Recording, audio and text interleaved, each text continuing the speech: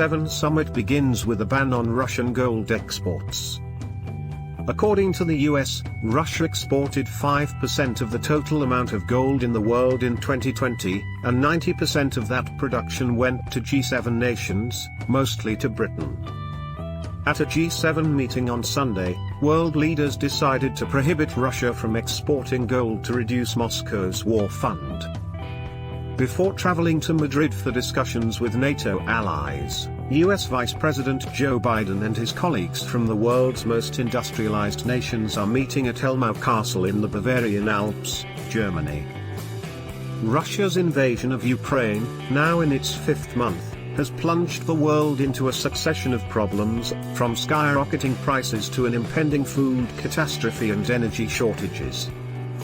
The G7 agreed to prohibit the import of Russian gold to put further pressure on Moscow.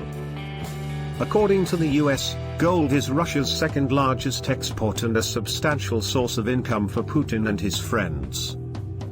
The White House estimates that in 2020, Russia contributed around 5% of all global gold exports, with 90% of its output going to G7 nations, mostly Britain.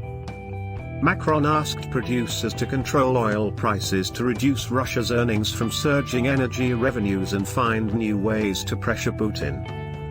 The G7 will aim to increase the cost and repercussions of the assault on Putin and the Russian economy, according to John Kirby, a spokesperson for the White House's National Security Council.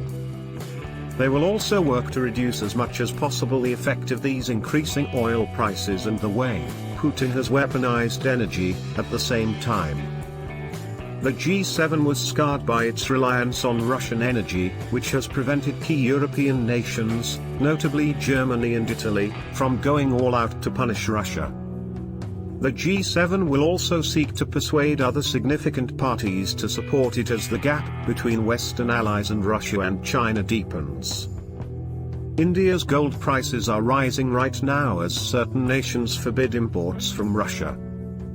After several G7 nations sought to limit the import of Russian gold, gold prices today inched up in Indian markets.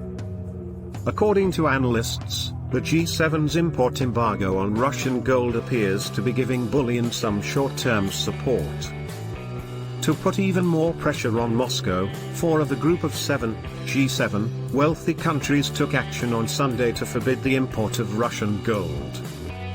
Despite conflicting causes, gold prices may continue to be under pressure, according to Ravindra Rao, Vice President and Head of Commodity Research at Kotak Securities. Given that the sector has already made efforts to minimize Russian gold imports, the impact of a restriction on imports by the G7 nations is probably going to be pretty minimal.